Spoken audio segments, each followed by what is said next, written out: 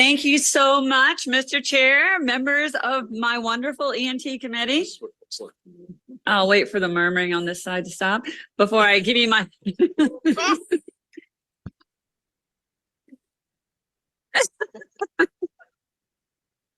This is actually, so for the record, Delegate Michelle Guyton, District 42 and B in Baltimore County. This is actually my first bill hearing in ENT since I have been on ENT. I know, right? Since I've been on ENT, it's kind of remarkable. So I appreciate having the opportunity to present this one to you.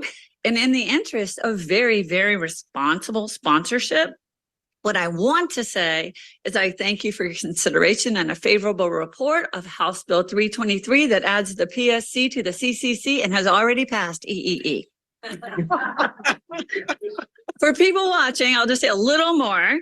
The request is being made on behalf of the chair of the Public Service Commission. And although the work of the Public Service Commission intersects with the Commission on Climate Change, and they are already involved in many of the work groups that are being done through the Climate Change Commission, they're not actually a voting member.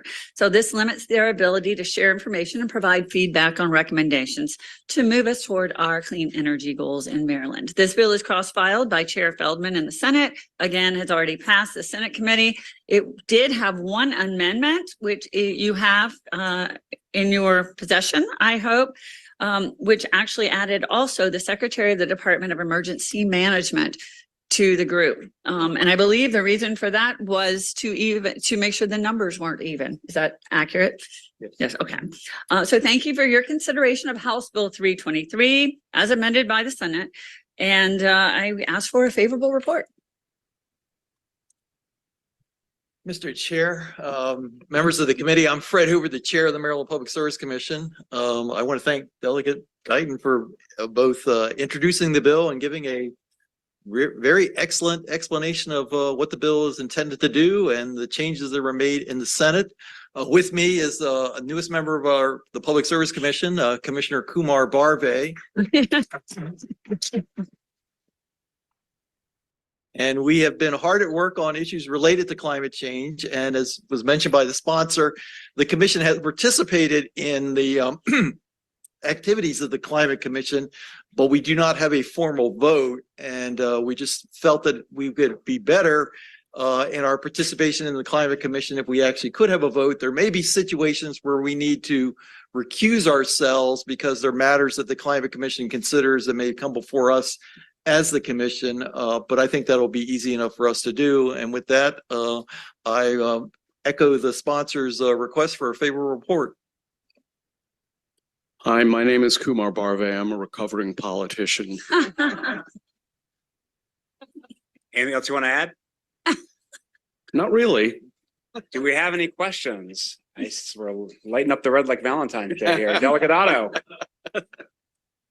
Thank you, Mr. Chairman. I just understand it's her first bill before our committee, and that's great. And I presume this bill is just adding members to an existing commission. That's correct. Yeah, the Climate Commission has been in effect for a number of years and has a full complement of folks. A lot of them are state departments, and we'd just be another addition to it. Sounds like good additions. Thank you. You know, I thought you were pranking Commissioner Barve. I didn't realize you were pranking Delegate Guyton. Does anybody have an actual question? Delegate Ciliberti. You, Mr. Chairman. Commissioner, how much do you miss us? So much that I use this as an excuse to come and visit you. Okay. Commissioner, in 2017, I had HB 483 before this committee and you gave it an unfavorable report. Can you explain why?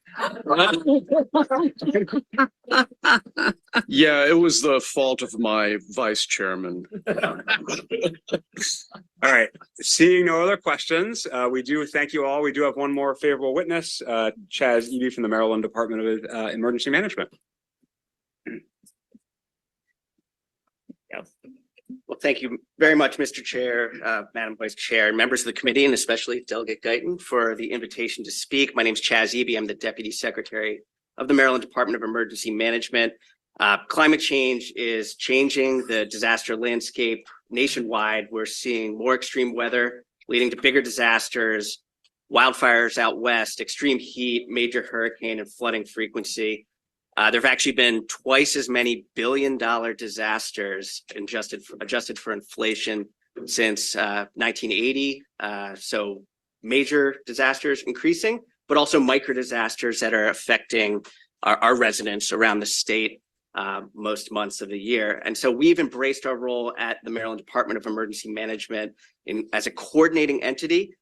We've been an active member of the Adaptation Response Working Group, which is a working group of the Climate Change Commission for years. We've also recently hired the state's first Chief Resilience Officer and created the state's first Office of Resilience, which will help coordinate the state's climate-informed investments and improving flood and coastal resilience. We're also the lead developer for the state's hazard mitigation plan. So in closing, we're typically thought of as disaster or weather response people for the state. We are those things, but much of our work also surrounds reducing disaster risk, mitigating the consequences of climate change, and building resilience. And so for that reason, I am asking for a favorable report on the bill to become members as amended. Thank you. Thank you. Are there any questions? All right, I do not see any, so thank you all so much. That concludes the bill here on HB 323. I just want to point out that we did not touch the buttons. I was going to say, Mr. Chairman, it's good to see you, but I said Commissioner, it's great to see you. So